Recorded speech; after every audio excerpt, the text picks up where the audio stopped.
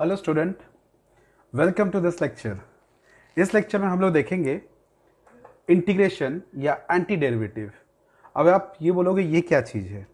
ये भी कैलकुलस का एक दूसरा पार्ट है। जैसे डिफरेंशिएशन में हम लोग लास्ट लेक्चर में पढ़ा था डिफरेंशिएशन। डिफरेंशिएशन में एक प्रोसेस था जिसमें हम लोग बोलते थे किसी ऑब्जेक्ट को डिफरेंशिएट करते थे, ठीक है। और डिफरेंशिएशन का डिफरेंट डिफरेंट टाइप का मतलब हम लोगों ने समझा, जैसे कि उसका फिजिक्स में यूज़ क्या है, उसका ज्योमेट्रिकल मीनिंग क्या है, ये चीज़ है। अब अगर आप किसी फंक्शन को जब डिफरेंशिएट कर देते हैं तो आपको एक नया फंक्शन मिलता है। जैसे फॉर एग्जांपल आप देखते होंगे कि मैं अगर आपको बोलता हूं कि आप x का पावर 3 का डिफरेंशिएशन कीजिए, तो आप क्या करते हो? बोलते हो सर इसका डिफरेंशिएशन जो आएगा 3x² आ जाएगा। अब मैंने बोला नहीं, मुझे अभी इसको उल्टा करना, फिर से वापस लाना है इसको। तो जब इसको आप वापस लाते हो, इस वापस लाने के फिनोमेना को हम लोग बोलते हैं इंटीग्रेशन या एंटी डेरिवेटिव्स बोलते हैं। उसे हम लोग डिफरेंशिएशन को डेरिवेटिव्स बोलते थे, इसको हम लोग एंटी डेरिवेटिव्स बोलते हैं या इंटीग्रल्स कहते हैं या इंटीग्रेशन कहते हैं हम लोग, ठीक है। इंटीग्रेशन का बेसिकली जो मतलब होता है, मतलब लिटरल मीनिंग अगर बात किया जाए तो टू जॉइन, टू कंबाइन होता है, ठीक है। अब देखिए इसको हम लोग समझते हैं कि इसको कैसे लाया जाए। तो सपोज मैं यहां पर आपको बताया हूं कि एक फंक्शन है जिसका नाम है fx। इस फंक्शन को आपने डिफरेंशिएट किया तो आपको एक नया फंक्शन मिला, दैट इज स्मॉल fx। मतलब जैसे आपने x³ को डिफरेंशिएट किया तो 3x², तो x³ भी देखिएगा एक फंक्शन है, 3x² भी एक फंक्शन है, बट दोनों अलग अलग फंक्शन दिख रहा है आपको। ये क्यूबिकल फंक्शन है, ये आपका स्क्वायर फंक्शन है, ये क्वाड्रेटिक फंक्शन है। उसी तरह से यहां पर आप देखोगे कि मान लेते कैपिटल fx एक फंक्शन था जिससे आप डिफरेंशिएट किए तो आपको मिला क्या? Small fx। अब मैंने बोला नहीं, मुझे ये कैपिटल fx दोबारा वापस चाहिए। तो अब वापस चाहिए तो फिर कुछ ऐसा कुछ करेंगे, हम लोग यहां पे लिखेंगे d of fx is equal to small fx dx। अब अगर आप चाहते हो कि इस d को हटाना चाहते हो और आपको fx चाहिए, तो तब आप यहां पर लिखते हो fx इज इक्वल टू हम लोग इस तरह का एक साइन लगाते हैं, इस तरह का दिखता है ना आपको, एक एस टाइप का साइन लगाते हैं और उसके बाद हम लोग fx dx लिखते हैं। तो ये जो साइन जो ऐसा लगाया, ये जो इस तरह का साइन लगाया, इसे कहते हैं साइन ऑफ इंटीग्रेशन। इसे कहते हैं साइन ऑफ इंटीग्रेशन। मतलब ये भी एक प्रकार का जोड़ने का ही प्रोसेस है। जैसे आप लोग ये पढ़ते थे, ये वाला साइन देखते थे जिसे सिग्मा बोलते थे, और सिग्मा क्या होता था? ये भी एक साइन ऑफ एडिशन का रूल सिंबल होता था। उसी तरह से साइन ऑफ एडिशन का ही एक और सिंबल होता है जिसको बोलते हैं इंटीग्रेशन। बस डिफरेंस ये है कि इसमें हम बहुत छोटे छोटे पीसेस को, बहुत छोटे छोटे टुकड़े को ज्वाइन करते हैं, इसलिए हम लोग इस साइन ऑफ इंटीग्रेशन को यूज करते हैं। तो देखिएगा जस्ट उल्टा चल रहा है। डिफरेंशिएशन में आप बाई डीएक्स करते थे, इंटीग्रेशन में आप इंटू डीएक्स करते हो। मतलब सिर्फ fx का इंटीग्रेशन नहीं होता, बल्कि आपको बताना पड़ता है इसका इंटीग्रेशन किस वेरिएबल के रिस्पेक्ट में हो रहा है। अगर यहां पे x है तो यहां पर भी ये dx का होना जरूरी है इंटीग्रेशन करने के लिए। अगर यहां पे y है तो यहां पर अगर x है तो आप नहीं कर पाओगे। इस बात को अच्छे से दिमाग में रखेंगे। इसे ही कहते हैं हम लोग साइन ऑफ इंटीग्रेशन, या ये एक जनरल डेफिनेशन है हमारा इंटीग्रेशन का। तो ये रहेगा हमारा इंटीग्रेशन। अब जैसा कि मैंने आपको बताया कि इंटीग्रेशन उल्टा होता है डिफरेंशिएशन का, तो सारे रूल्स भी जो पढ़े थे हम लोग, सारे रूल्स भी इसमें उल्टे ही होते हैं और हमको इसमें कुछ रूल्स को देखते जाना है। तो चलिए अब डायरेक्ट इसमें हम लोग कुछ रूल्स के बारे में बात करते हैं, फिर मैं आपको इसके कुछ प्रोसेस बताऊंगा। देखिए कुछ इंटीग्रेशन के फॉर्मूले हम लोग देख लेते हैं, क्या क्या फॉर्मूला रहेगा इंटीग्रेशन का। तो जैसे हम लोग डिफरेंशिएशन के कुछ फॉर्मूले देखे थे, इंटीग्रेशन के भी कुछ फॉर्मूले होते हैं।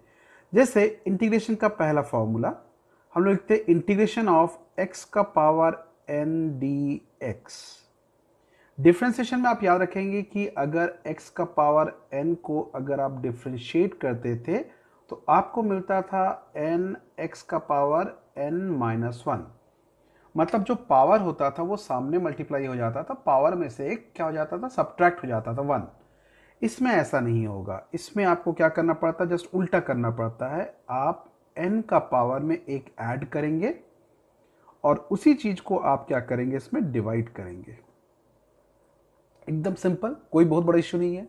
ठीक, दूसरा, आप वहां पे करते थे किसी कांस्टेंट का डिफरेंशिएशन करते थे, तो सपोज यहां पर आपने किसी कांस्टेंट का डिफरेंशिएशन किया सी डी एक्स, तो कांस्टेंट का इंटीग्रेशन जब करोगे तो सी तो सी रहने दो, dx का इंटीग्रेशन, तो dx का इंटीग्रेशन एक्चुअली होता है x। आप बोलोगे सर ये कहां से रूल आया? कुछ नहीं है, देखिए आपको dx का इंटीग्रेशन का मतलब हो रहा है कि 1 dx हो रहा है, 1 dx का मतलब हो जा रहा है इंटीग्रेशन ऑफ x का पावर 0 dx, और अभी मैंने आपको जो रूल बताया उस रूल के अकॉर्डिंग इसका इंटीग्रेशन क्या हो जाएगा, x का power 0 plus 1 by 0 plus 1 that is x। तो इसलिए सी डी एक्स का इंटीग्रेशन क्या हो जाएगा, सी एक्स हो जाएगा। ठीक, उसी तरह से हमारे पास एक और रूल बनता, हम लोग के पास थर्ड रूल बनता है इंटीग्रेशन ऑफ साइन एक्स। तो आपको पता है कि साइन एक्स का डिफरेंशिएशन जो था वो क्या होता था, कॉज एक्स, तो यहां पे हम लोग का क्या हो जाएगा, माइनस कॉज एक्स हो जाएगा। उसी प्रकार से हम लोग यहां पर इसका एक और देख लेते हैं, दैट इज व्हाट फोर्थ वाला रूल हो जाता है इंटीग्रेशन ऑफ कॉज एक्स। तो कॉज एक्स का डिफरेंशिएशन हो जाता था हमारे पास माइनस साइन एक्स, इसमें हो जाएगा साइन एक्स। और dx लिखना जरूरी है इंटीग्रेशन करते समय, ध्यान रखेंगे, जैसे वहां पर dx से आप डिवाइड करते हो, यहां पर dx से मल्टीप्लाई करना जरूरी होता है। अगर y है तो dy, t है तो dt, m है तो dm। समझ में आ रहा है चीज? ओके, फिफ्थ वाला क्या हो जाएगा, इंटीग्रेशन ऑफ, हम लोग के पास 1 बाई एक्स डी एक्स, इसका जो इंटीग्रेशन हो जाएगा ये होगा ln x, क्योंकि आपको पता है log x का या ln x का डिफरेंशिएशन होता था 1 बाई एक्स, तो यहां पर 1 बाई एक्स का इंटीग्रेशन क्या हो जाएगा, ln x या log x हो जाएगा। और उसी तरह से छठवां वाला 6 जो हमारा रहेगा, that is integration of e का पावर x dx, इसका इंटीग्रेशन e का पावर x ही रहता है। बस इतना हमको रिलेशन इंटीग्रेशन के फॉर्मूले में याद रखना है, बाकी हम लोग इसी से आगे की चीजों को डिस्कस कर पाएंगे। ठीक है, चलिए हम आगे चलते हैं। इनडेफिनिट इंटीग्रेशन, अब बोलोगे सर ये कौन सा इंटीग्रेशन आ गया? तो चलिए, मैंने आपको जैसे शुरुआत किया था इंटीग्रेशन में कि इंटीग्रेशन जो होता है डिफरेंशिएशन का उल्टा होता है। मतलब अगर आपने किसी चीज को डिफरेंशिएट किया, आपको कुछ मिला, अगर आप दोबारा उसको इंटीग्रेट करेंगे तो आपको रिवर्स में फिर से वो वापस मिल जाना चाहिए। फॉर एग्जाम्पल मैं आपको दो एग्जाम्पल बताता हूं। एक एग्जाम्पल है y is equal to, suppose मैंने ले लिया एक्स क्यूब, मेरा ये फंक्शन था, मैंने इस फंक्शन को डिफरेंशिएट किया तो मैं लिखूंगा dy बाई डी एक्स, और एक्स क्यूब का डिफरेंशिएशन कितना हो जाएगा अपने पास, 3x²। अब रूल के अकॉर्डिंग अगर मैं इसको इंटीग्रेट करता हूं तो मुझे फिर से क्या मिल जाना चाहिए, मुझे x³ मिल जाना चाहिए। तो मतलब मैं ऐसे ही लिखूंगा dy is equal to 3x² dx, और मुझे अगर इस d को हटाना है, इस y को लाना है, तो अभी मैंने बताया था कि मैंने लिखा यहां पर क्या, sign of integration 3x² dx। अब जैसा कि आपको यहां पर दिख रहा है, अगर मैं इसे इंटीग्रेट करता हूं तो 3 तो कांस्टेंट है, तो y इज इक्वल टू 3 आप बाहर निकाल दोगे और अंदर रहेगा x²। अभी मैंने आपको रूल बताया था कि x का पावर n का इंटीग्रेशन क्या होता है, x का power n plus 1 by n plus 1, जिसके कारण 2 प्लस 1 3 और 3 कट जाएगा, तो y इज इक्वल टू कितना आएगा, x का पावर 3 आ गया। देखिए आपने किसी चीज को जब डिफरेंशिएट किया था, y का पावर x³ को डिफरेंशिएट किया तो ये मिला, और जब दोबारा इसको फिर से इंटीग्रेट किया तो आपको फिर से वापस मिल गया। तो मतलब लॉजिकली इंटीग्रेट करने से आपने जिस चीज को डिफरेंशिएट किया वो आपको मिल जाना चाहिए। ओके, एक और केस लेते हैं। केस कुछ ऐसा बनता है, मैं आपको फिर से यही केस देता हूं, बस इसमें थोड़ा सा चेंज लाता हूं मैं। चेंज ये है कि y इज इक्वल टू, मैंने लिखा x का पावर 3 प्लस 4। अब मैं बोलता हूं चलिए इसे आप डिफरेंशिएट कीजिए, तो आप बोलोगे sir dy by D X is equal to, हम लोग क्या करेंगे, x का पावर 3 का फिर से क्या करेंगे 3x², और यहां पर क्योंकि कांस्टेंट है, कांस्टेंट का डिफरेंशिएशन 0 हो जाएगा, तो ये 0 हो गया। अब क्या करें हम लोग, अब तो बोले ठीक है, चलो मैं बोला नहीं, चलो फिर से इसको इंटीग्रेट करो। तो आप इंटीग्रेशन के दौरान आप ऐसा लिखेंगे dy is equal to 3x² dx। अब फिर से वही रूल के according y is equal to sign of integration 3x² dx। अब मेरे को एक बात बताइए, अगर मैं इसे इंटीग्रेट करूं अभी तो मेरे पास क्या आ जाएगा, y is equal to constant को बाहर निकाल देंगे, x² का इंटीग्रेशन, तो मैंने अभी इंटीग्रेशन का रूल बताया था, x का पावर n+1 बाई n+1, मतलब y इज इक्वल टू फिर से आ जाएगा x का क्यूब। तो देखिए आपके पास ये हमारे पास आंसर आ गया। लेकिन आप एक चीज देखोगे, हमारा जो फंक्शन था y is equal to x³ + 4 था, लेकिन डिफरेंशिएट करने पर यह मिला और फिर से इंटीग्रेट करने पर मुझे यही मिलना चाहिए था, लेकिन आप देखोगे वो 4 हमको नहीं मिल पाता। तो इसमें हमारे पास इंटीग्रेशन में एक सबसे बड़ा प्रॉब्लम आ रहा है कि ये जो कांस्टेंट है, इस कांस्टेंट का वैल्यू हमको नहीं पता, नहीं निकाल सकते। और सबसे बड़ा चीज, आप कुछ भी रख नहीं सकते। तो तब आपको क्या करना पड़ता है, तब ऐसे इंटीग्रेशन में एक इनडेफिनिटी बना हुआ है, कि कुछ इंडेफिनिटनेस बना हुआ है कि जिसको आपके बारे में ठीक से पता नहीं चल पा रहा है। इसलिए हम लोग अभी जब इंटीग्रेशन पढ़ते हैं तो हम लोग ऐसा लिखते हैं, मतलब आंसर को डायरेक्ट ऐसा ना लिखकर हम लोग +c लगा देते हैं। अब सर इस c का वैल्यू क्या रहेगा, अब वो c का वैल्यू को कुछ टाइप के कंडीशन दिए रहेंगे, उन कंडीशन के बेसिस पे हम लोग c का वैल्यू को फाइंड आउट कर सकते हैं, निकाल सकते हैं। ये हमारा इनडेफिनेट इंटीग्रेशन का बेसिकली कॉन्सेप्ट है। ठीक, तो जहां पर भी कुछ नहीं दिया हुआ है तो आपको इंटीग्रेशन करके उसके बाजू में एक c लगाना मैंडेटरी हो जाता है, किसी भी प्रॉब्लम में कहीं पर भी आप अगर देखते हो तो। ठीक है, तो चलिए अब आगे चलते हैं, नेक्स्ट वाले टॉपिक पर बात करते हैं, इसी को कंटिन्यू करते हैं, कुछ रूल्स देख लेते हैं हम लोग इसका। ठीक है,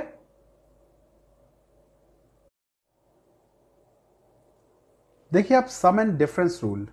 अब ये सम एंड डिफरेंस रूल क्या होता है देखेंगे। अगर बोलता है कि दो फंक्शन है जिसको इंटीग्रेट करना है, कुछ ऐसा इंटीग्रेशन ऑफ, मान लेते हैं एक फंक्शन है fx प्लस माइनस दूसरा फंक्शन है gx, और दोनों फंक्शन का इंटीग्रेशन करना है। मैं प्लस और माइनस एक साथ ले रहा हूं क्योंकि दोनों के रूल सेम होता है।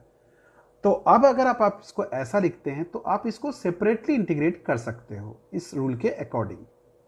fx dx, फिर लिख सकते हो plus minus integration gx dx।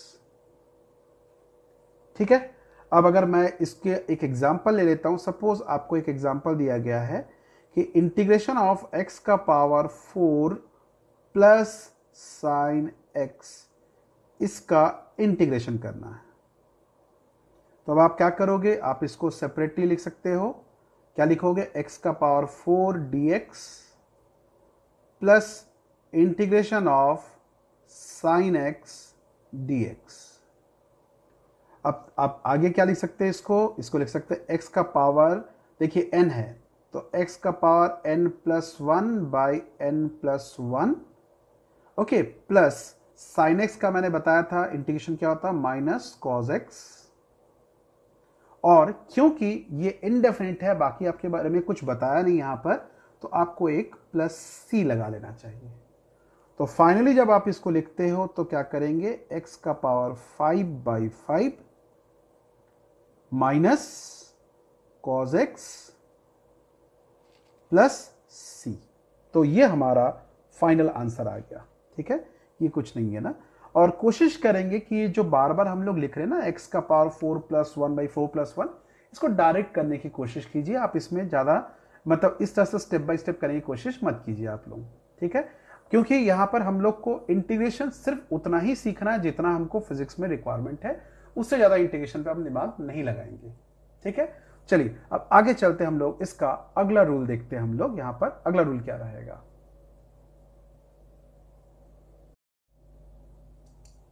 चलिए एक इलस्ट्रेशन देखिए। यहाँ पर ये इलस्ट्रेशन में आपको दिया है x² + 1/x।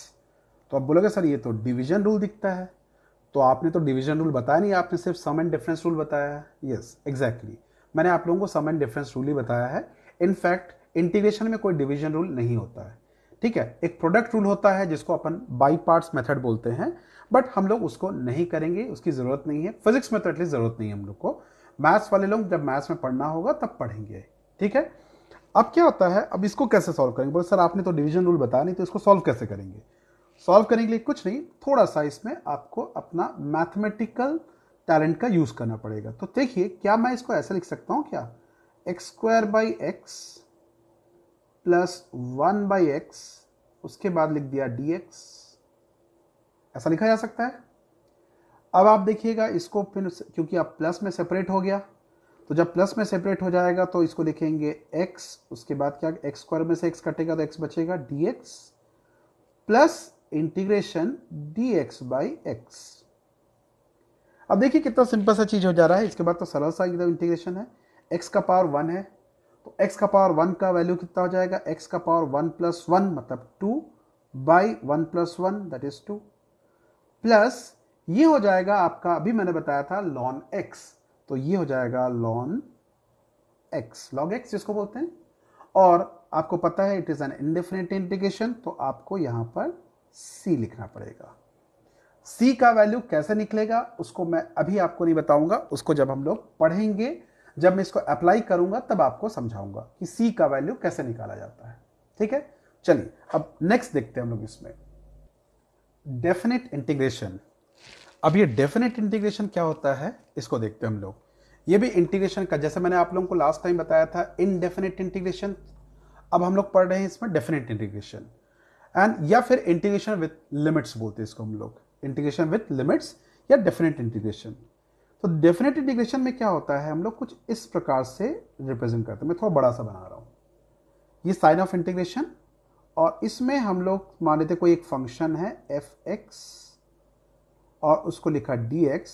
इसमें आपको लिमिट बताना पड़ता है, जैसे यहां पे लिखा मैंने a, यहां पे लिखा b, तो जो a होता है इसे कहते हैं हम लोग लोअर लिमिट, इस वाले पार्ट को कहते हैं हम लोग लोअर लिमिट।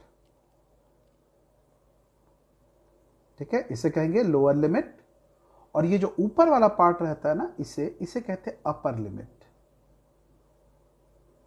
इसे कहते हैं हम लोग अपर लिमिट। मतलब क्या होता है इंटीग्रेशन का, जैसे मैंने मतलब बताया था आपको कि जोड़ना, कंबाइन करना, तो कहां से जोड़ना कहां तक जोड़ना, जब ऐसा बात आता है तो जहां से शुरू करना है उसको हम लोग लोअर लिमिट बोलते हैं, जहां तक जोड़ना है उसे हम लोग क्या कहते हैं, अपर लिमिट कहते हैं। ठीक है, इसका सॉल्व करने का टेक्निक कोई बहुत कठिन नहीं है, सिर्फ आपको मैं इसका तरीका बता दे रहा हूं कैसे करना है।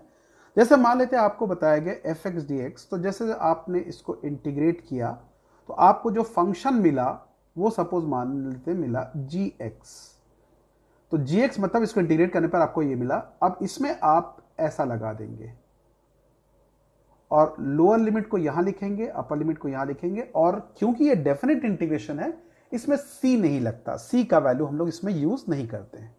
ठीक है, आगे क्या करेंगे, आगे फिर हम लोग क्या करेंगे, इस x की जगह b का वैल्यू रखेंगे, अपर लिमिट का वैल्यू रखेंगे, और फिर माइनस, फिर x की जगह लोअर लिमिट का वैल्यू रखेंगे, मतलब a रखेंगे। बस हमारा आंसर आ गया, और इसके आगे कुछ नहीं करना है। अब आपको देख के थोड़ा सा लग रहा होगा सर ये क्या कर रहे, कुछ नहीं समझ में आ रहा है, क्या gx क्या ये, तो चलिए मैं आपको इसका एक प्रॉपर इलस्ट्रेशन से बताता तो आपको समझ में भी आएगा। ठीक है, लेकिन बस एक बात ध्यान रखना, डेफिनेट इंटीग्रेशन में लिमिट रहता है और इसमें कभी भी c हम लोग यूज नहीं करते हैं। चलिए मैं इसका आपको एक इलस्ट्रेशन बताता हूं।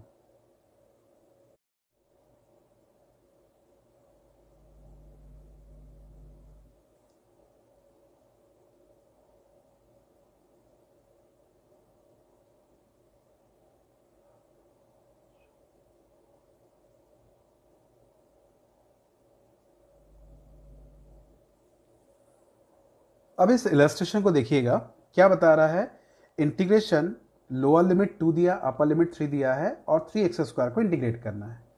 तो देखिए इसको लेके बहुत परेशान मत होइएगा, आप इसको नॉर्मल इंटीग्रेशन की तरह ही ट्रीट कीजिए। मतलब जो कांस्टेंट है उस कांस्टेंट का इंटीग्रेशन नहीं करते, हम लोग उसको बाहर निकाल देंगे, अंदर रहेगा 1 से लेकर 2 तक x² dx, ये हो गया। अब हमें इसको इंटीग्रेट करना है। अब इसको इंटीग्रेट करने के लिए क्या करना पड़ेगा, जो इंटीग्रेशन का रूल आपने पढ़ा था उसी रूल का यूज करेंगे। तो this will be equal to 3x² का क्या लिखोगे, x का पावर 3/3 ऐसा लिखे, और अब लिमिट को आपको स्क्वायर ब्रैकेट के अंदर लिखना है, मतलब 1 से लेकर 2 तक। हो गया। अब ये 3 और 3 कट गया, ठीक। तो हमारे पास बचेगा कितना यहाँ पर, अब लिखेंगे हम यहाँ पर लिखेंगे x का पावर 3 अपर लिमिट और लोअर लिमिट 1 से लेकर, सॉरी वहाँ से 1 से लेकर 3 तक था ना, ओके 3, 1 से 3, ये भी 1 से 3।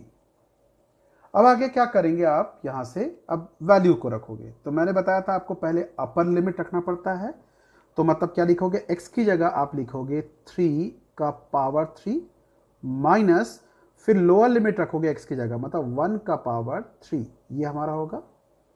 और 3 3 ज़ा 9, 9 3 ज़ा 27, तो ये हो गया 27 माइनस 1, जिसका आंसर आ गया 26। बस इसका आंसर यही होगा। तो this is your definite integration. चलिए मैं आपको एक और इलस्ट्रेशन बता देता हूं, तो आपको फिर और थोड़ा सा क्लैरिटी आ जाएगा, ठीक है।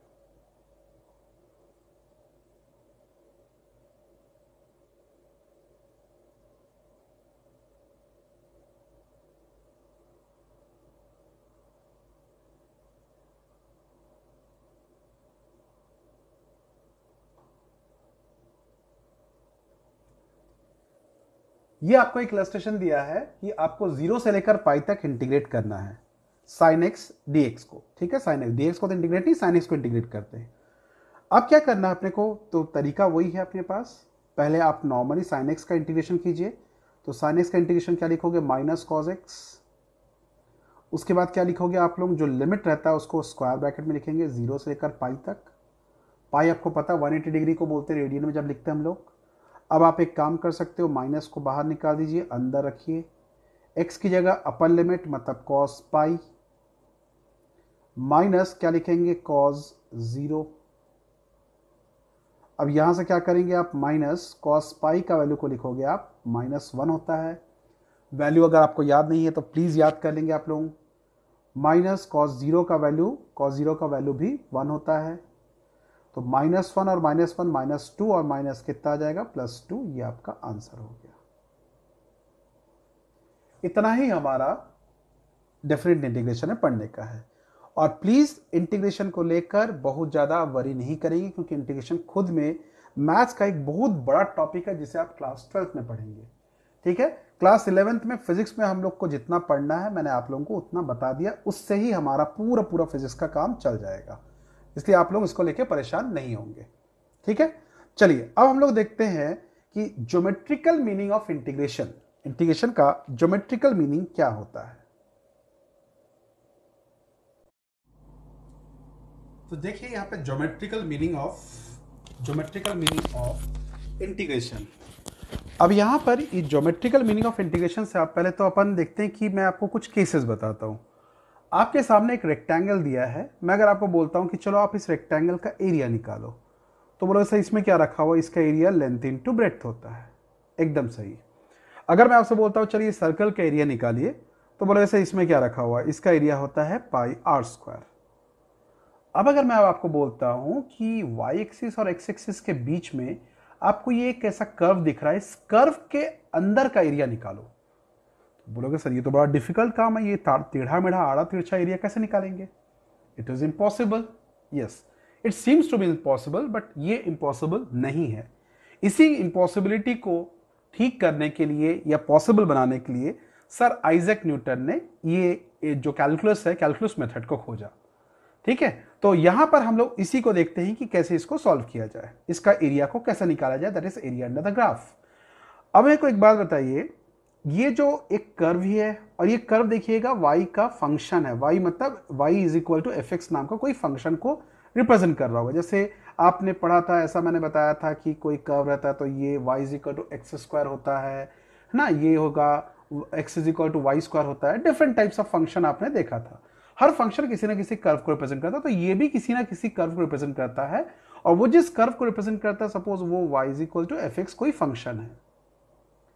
अब यहां पर क्या करता हूं मैं, एक बहुत ही छोटा सा एकदम पतला सा स्ट्रिप अज्यूम करता हूं, इतना पतला स्ट्रिप कि जिसे आप एक रेक्टेंगल की तरह अज्यूम कर सकते हैं। This seems to be a rectangle, क्योंकि एक बहुत बड़े किसी कर्व का एक बहुत छोटा सा पार्ट जो होता है वो एक स्ट्रेट लाइन होता है। आप थोड़ा सा कैलकुलेट करके देख सकते हैं यहां पर।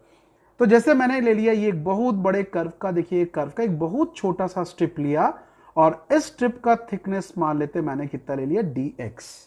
एक्स एक्सिस में है और एक्स एक्सिस में एक बहुत छोटा सा डिफरेंस का स्ट्रिप ले रहा हूं, तो इसलिए मैं क्या लूंगा, इसको dx। अब अगर मैं आपको बोलता हूं कि चलो एक काम करो, मुझे ये बताओ इस स्ट्रिप का एरिया क्या होगा, तो आप बोलोगे सर ये तो एक रेक्टेंगल दिखता है, तो रेक्टेंगल का एरिया क्या होता है, लेंथ इनटू ब्रेड्थ। तो लेंथ जो है देखो ये y एक्सिस को रिप्रेजेंट कर रहा है और ब्रेड्थ जो है वो dx को रिप्रेजेंट कर रहा है। तो एरिया ऑफ द स्ट्रिप जो होगा उसे लिखेंगे हम लोग y इंटू dx। अच्छा, अब अगला बात यहां पे यह आता है कि अगर मैं बोलूं पूरा आपको ये जो कर्व दिखता है इस कर्व का पूरे का एरिया निकालो, तो आप बोलोगे सर इसका पूरा एरिया निकालने के लिए फिर हमको तो ऐसे ही करना पड़ेगा, ऐसे छोटे छोटे छोटे छोटे खूब सारे स्ट्रिप्स लेने पड़ेंगे और इन स्ट्रिप्स को जोड़ना पड़ेगा। तो जब छोटे छोटे स्ट्रिप्स को लेकर जब आप उसको जोड़ते हैं, उसी जोड़ने के प्रोसेस को हम लोग बोलते हैं इंटीग्रेशन। और कहां से कहां तक जोड़ रहे हैं, तो सपोज आपको बोला गया था कि आप इतना एरिया निकालिए, ये पूरा एरिया निकालिए, तो मान लेते हैं ये जो एरिया था x is equal to A था और ये जो पोजीशन था ये था x is equal to B, तो हम लोग लिखेंगे यहां से a से लेकर b तक। तो मतलब क्या निकला कि इंटीग्रेशन जो रहता है graphically area under the graph को बताता है, ये एरिया अंडर द ग्राफ को बताएगा, एरिया अंडर द ग्राफ। तो ये हम लोग का इंटीग्रेशन का ज्योमेट्रिकल मीनिंग होता है। इससे ज्यादा इंटीग्रेशन हमें नहीं पढ़ना है, इससे ज्यादा इंटीग्रेशन के बारे में हमको ज्यादा नहीं दिमाग लगाना है।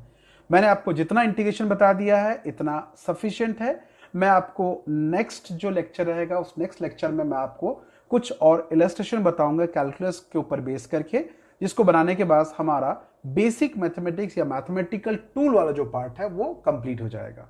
ओके, तो चलिए till then bye, take care and have a nice time ahead.